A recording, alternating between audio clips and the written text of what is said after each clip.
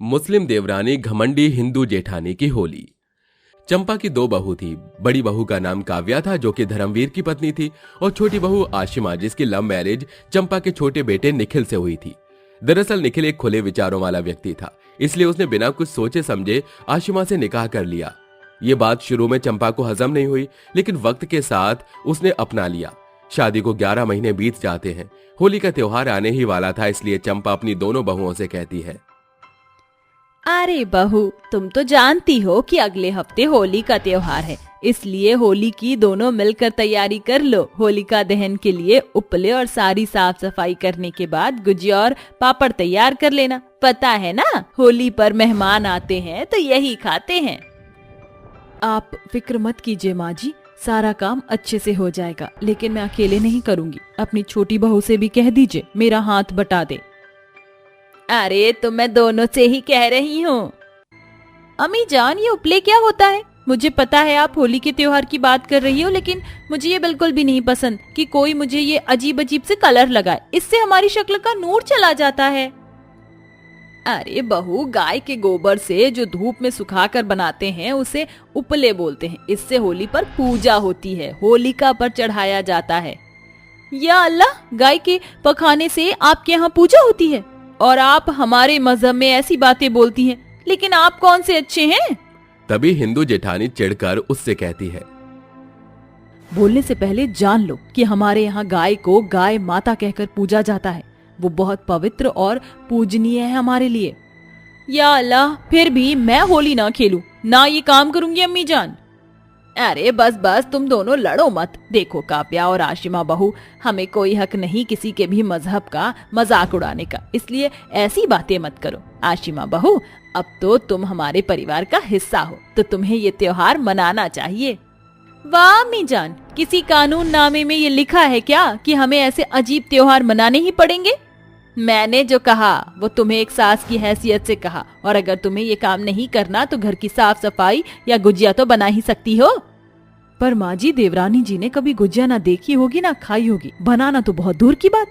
देखिए बाजी, मुझसे ऐसी बातें ना करें। पता नहीं आपको हमसे क्या गिले शिकवे हैं जो आप हमसे हमेशा इसी लहजे में बात करती हैं और ताने देती हैं। अरे आशिमा बहू, ये तुम्हारी पहली होली है, इसलिए अपनी जेठानी से सीख लो जो भी चीजें और रस्में हैं। अम्मी जान, आप कहती हैं तो मैं जरूर इनकी बात मानूंगी, लेकिन आप इन्हें बता दें कि मुझसे नामाकूल बातें ना करें और ना ही मैं होली खेलूंगी। ये कहकर दोनों बहू घर के काम और साफ सफाई करने में लग जाती हैं। तभी काव्या से दीवार का जाला साफ करते हुए आशिमा के सिर पर गिर जाता है और वो कहती है, या अल्लाह, व्हाट्स रॉन्ग विद यू बाजी? आपने मेरे सर पर मकड़ी का जाला गिरा दिया और मेरा हिजाब गंदा कर दिया। तो क्या हुआ, बाल तो गंदे नहीं किए ना? बाजी, ये कोई बात नहीं हुई, आप देखकर भी तो कर सकती थी ना। ऐसा कहकर आशिमा पोछा लगाने लगती है। अगले दिन काव्या जब गाय के गोबर से उपले बनाकर सुखा देती है तो उसे देखकर आशिमा अपना पूरा चेहरा हिजाब से ढककर कहती है, या अल्लाह, कितनी बदबू आ रही है। कैसे बाजी ये सब कर रही हैं? इनका होली का त्योहार वाकई में बड़ा गंदा होता है। कोई कोई तो कीचड़ से खेलता है। हमारे मजहब में अच्छे से हाथ मुंह बिना धोए मस्जिद में जाना भी गुनाह है। 5 बार दुआ पढ़नी पड़ती है, पर ये 1-2 बार आरती करके अपनी पूजा पूरी मान लेते हैं। देवरानी जी, तुम जो भी कह रही हो वो सब सुन लिया है मैंने। मन तो आ रहा है कि बहुत सुनाओ। अगर कुछ कर नहीं सकती तो नाक भी मत सिकोड़ो। जाकर गुजिया के लिए मैदा गूंथो, दूध और घी डालकर। ये सुनकर वो अपनी सास के सामने ये काम करने लगती है। अरे वाह बहू, ऐसे ही करो, धीरे धीरे हाथ से अच्छे से करो। देखना, तुम गुजिया बनाना जरूर सीख जाओगी। इसके बाद हम मेवे और खोए का गुजिया मसाला तैयार करेंगे। ठीक है अम्मी जान। कुछ देर बाद दोनों बहू अपनी सास के साथ गुजिया बनाती हैं। आशिमा से एक गुजिया फूट जाती है तो घमंडी जेठानी कहती है, हे भगवान देवरानी जी, ये तुमने 4थी बार गुजिया खराब की है। अरे जरा प्यार से करो, इतना गुस्सा भी मत निकालो। बहुत नरमाई के साथ बनाना होता है ऐसे। हाँ बाजी, तो पहली बार बना रही हूँ, थोड़ी बहुत गलती तो होंगी ना। अरे दोनों फिर से शुरू मत होना। आशिमा बेटा, ऐसा करो, धीरे धीरे सीख जाओगी। ये देखिए अम्मी जान, मैंने बिना फोड़े गुजिया बना ली। शाबाश बहू। 3 दिन बाद होलिका दहन की पूजा थी, तो सास के कहने से दोनों बहू होलिका पर पूजा कर परिक्रमा लगाकर आ जाती हैं। अगले दिन सभी पूरे मोहल्ले में खुशी से होली के रंग में डूबे हुए थे। कोई भांग पीकर नाच रहा था तो कोई ठंडाई पी रहा था। बच्चे पिचकारी और गुब्बारे से खेल रहे थे तो कुछ गमले की मिट्टी अपने दोस्त के लगा रहे थे। वहीं दूसरी ओर आशिमा इत्मीनान के साथ दुआ पढ़ रही थी। तभी उसकी घमंडी जेठानी आकर रंग भरी बाल्टी का पानी उस पर डाल देती है। अपने सफेद कपड़े को रंगीन पाकर गुस्से से आशिमा कहती है, बाजी आपकी ये हिमाकत कैसे हुई कि मुझ पे दुआ पढ़ते समय कलर डाला? कहा था ना मैंने आपसे कि मेरे साथ ये सब मत करना, फिर भी आपने जानबूझकर क्यों किया? अरे आशिमा, आज तो होली है और थोड़ा सा अपनी जेठानी के साथ होली मना लोगी तो इसमें क्या ही हो जाएगा। और कहते हैं ना, बुरा न मानो होली है। आपने ऐसी नामाकूल हरकत करके मेरी दुआ में दखल अंदाजी की है। अम्मी जान इधर आइए, देखिए काव्या बाजी ने क्या किया। अगर आप पूजा पाठ करते और मैं दखल अंदाजी करती तो आपको कैसा लगता? काव्या बहू, ये तूने बहुत गलत किया है, माफी मांग उससे। माँ जी, आज होली का त्योहार है, मैं तो बिल्कुल भी माफी नहीं मांगने वाली। ऐसा कहकर काव्या चली जाती है। वहीं बाहर उन दोनों की खटपट से पड़ोसन चंपा को कहती है, क्या बात है, तेरी दोनों बहुओं में बन नहीं रही क्या? अब एक हिंदू और मुस्लिम बहू आएगी तो यही होगा, इसलिए वो होली भी नहीं मना रही है ना? देखो, जहाँ 4 बर्तन होते हैं खटपट तो वहाँ होती है, इसलिए तुम दोनों अपने आप से मतलब रखो। कुछ देर बाद काव्या कान्हा जी का भोग बनाकर जिस टेबल पर रखती है वहीं आशिमा नॉनवेज लाकर खाने लगती है। ये देख काव्या आग बबूला होकर कहती है, आशिमा, तुम्हारी हिम्मत कैसे हुई भोग रखी हुई टेबल पर ही मांस मच्छी खाने की? तुम्हें जरा भी शर्म नहीं है? आज त्योहार के दिन तुमने ये बदतमीजी की है। इसमें कौन सी बड़ी बात है? कुछ देर पहले आपने भी तो मेरी पूजा पाठ में दखलंदाजी की थी। अब पता चला कैसा लगता है पूजा पाठ या भगवान की दुआ पढ़ते समय कोई ऐसी हरकत करता है। माँ जी, जरा इधर तो आइए। अपनी मुस्लिम बहू की करतूतों को देख लीजिए। कान्हा जी का भोग खराब कर दिया और आज के दिन इस घर में मांस मछली खा लिया। ये सुनकर सास आशिमा को सुनाने लगती है। तभी आशिमा कहती है, अम्मी जान, मुझे कुछ कहने से पहले आप ये खा लीजिए, क्योंकि ये मांस मच्छी नहीं है। इतना तो मैं भी जानती हूँ कि त्योहार के दिन इन सब चीजों से दूर रहा जाता है। ये पनीर और चाप है जो बाजी को मांसाहारी लग रहा है, लेकिन इन्होंने दुआ पढ़ते समय मुझ पर रंग डाल दिया। अब बताइए कहाँ गलती है मेरी? नहीं बहू, तेरी कोई गलती नहीं है। देखा बड़ी बहू तूने छोटी बहू को, उसने दूसरे मजहब से होने के बाद भी हमारे धर्म की कदर की। आशिमा ने आज अशुद्ध वाला कोई काम नहीं किया। अगर ये समझ सकती हूँ तो तू क्यों नहीं? जब मैं तुम दोनों में मजहब को लेकर फर्क नहीं करती तो तुम दोनों क्यों खिटपिट करती हो? दोनों को अपनी गलती का एहसास होता है, जिसके बाद वो एक दूसरे को गले लगकर कहती हैं, देवरानी जी, मुझे माफ कर दो। मैंने तुम्हारे साथ गलत किया, लेकिन फिर कभी ऐसा कुछ नहीं करूंगी। मुझसे भी बाजी अगर कोई भूल हुई हो तो माफ कीजिएगा। क्या मैं आपको रंग लगा सकती हूँ? क्योंकि मुझे होली खेलनी है। चलो, आखिरकार सब कुछ ठीक हो गया। मेरी दोनों बहू एक हो गईं।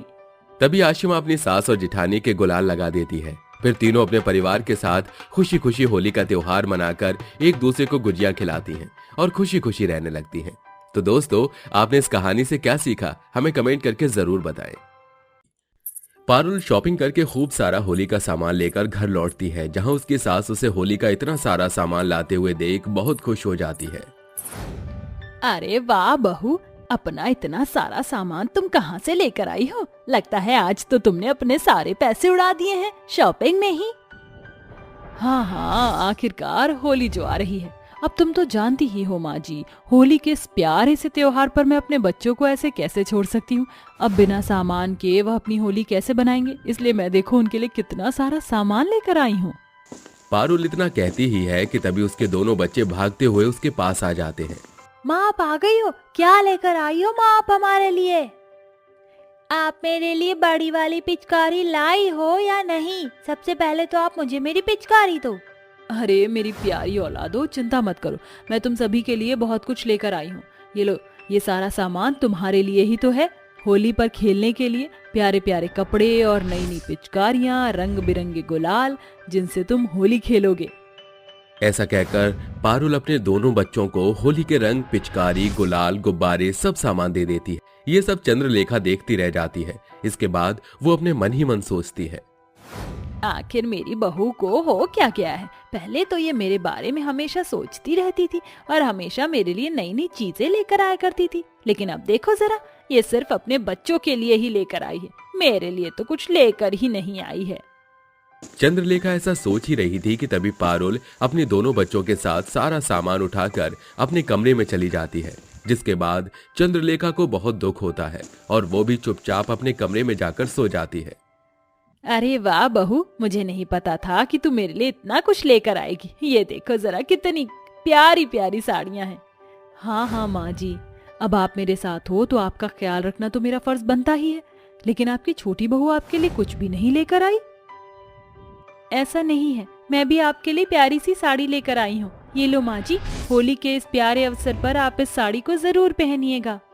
करिश्मा ऐसा कहकर साड़ी के साथ थोड़ा सुहागन का श्रृंगार ही अपनी सास को देती है, जिसे देखकर चंद्रलेखा कहती है, ओ करिश्मा, तू जानती ही है कि तू कितनी गरीब है और तेरी इस गरीबी के चलते तूने बेकार में अपने 2-4 रुपए साड़ी के ऊपर खर्च कर दिए। इतनी सस्ती साड़ी मैं क्यों पहनूंगी भला। मेरी प्यारी बड़ी बहू पारुल मेरे लिए बहुत प्यारी साड़ी लेकर आई है और मैं होली पर वही पहनूंगी। तभी वहां पर अनिल आ जाता है और अपनी माँ से कहता है, अरे माँ, करिश्मा इतने प्यार से तुम्हारे लिए साड़ी लेकर आई है और आपने इसका मन तोड़ दिया। आपको ऐसा नहीं करना चाहिए माँ। अपनी पत्नी को कह दे कि अगर मुझे कुछ लाकर देना है तो अच्छा और महंगा सामान लाकर दे। ऐसा फटीचरों वाला सामान मैं कभी नहीं लूंगी। इस तरह की बेइज्जती अपनी खुद की माँ के मुंह से सुनकर अनिल चुप खड़ा रह जाता है, जिसके बाद वो अपनी पत्नी को और अपने दोनों बच्चों को अपने साथ अपने कमरे में ले जाता है। पिताजी चलो ना बाहर, देखो तो बड़ी माँ हमारे लिए कितने सारे गुलाल और पिचकारी लेकर आई है। पिताजी हमें होली खेलनी है, चलो ना पिताजी, बाहर चलो, दादी माँ के पास चलो, बड़ी माँ के पास चलो। चुप करो, तुम दोनों चुपचाप जाकर बैठ जाओ और जाकर पढ़ाई करो। मैंने कहा ना, अब हम में से कोई भी बाहर नहीं जाएगा। अजी इन बेचारे बच्चों पर क्यों अत्याचार कर रहे हो, छोड़ दो ना इन्हें, जाने दो। वैसे भी माँ जी सही तो कहती हैं, मैं इतनी गरीब हूँ, मैं कहाँ पुणे जेठानी की तुलना कर सकती हूँ। अपनी पत्नी के कहने पर बेचारा अनिल हार मान जाता है, अपने बच्चों को बाहर भेज देता है, जिसके बाद वो दोनों उदास मन से अपने कमरे में ही बैठे रहते हैं, लेकिन होली का त्योहार सेलिब्रेट नहीं करते। तभी अचानक से चंद्रलेखा की आंखें खुल जाती है और वो अपनी आंखें मसलते हुए यहाँ वहां देखने लगती है। मेरी बड़ी बहू से तो मेरी छोटी बहू अच्छी थी, माना कि गरीब थी, लेकिन हमेशा मेरे बारे में सोचा तो करती थी। जब से वो गई है तब से मेरी बड़ी बहू ने मेरे बारे में एक बार भी नहीं सोचा, सिर्फ वो दिखावा करती है। मुझे अपनी छोटी बहू को वापस ले आना चाहिए। अगले दिन जैसे ही सवेरा होता है, चंद्रलेखा फौरन अपनी छोटी बहू करिश्मा के घर पहुंच जाती है और उससे कहती है, मैं जानती हूँ कि उस दिन तुम्हारी गलती नहीं थी जब पारुल ने चोरी का इल्जाम तुम्हारे सर पर डाल दिया था, लेकिन मैं मजबूर हो गई थी और मुझे सद्बुद्धि भी नहीं थी। लेकिन आज मुझे अपनी गलती का एहसास है बहू, मुझे माफ कर दो। मैं तुम्हें जानबूझकर अलग नहीं करना चाहती थी। ये सुनते ही करिश्मा की आंखों में आंसू आ जाते हैं। नहीं नहीं माँ जी, ऐसी बात मत करो। आपको मुझसे माफी मांगने की कोई जरूरत नहीं है। मैं आपकी बहू हूँ और माँ को बहू से माफी मांगने की कोई जरूरत नहीं होती।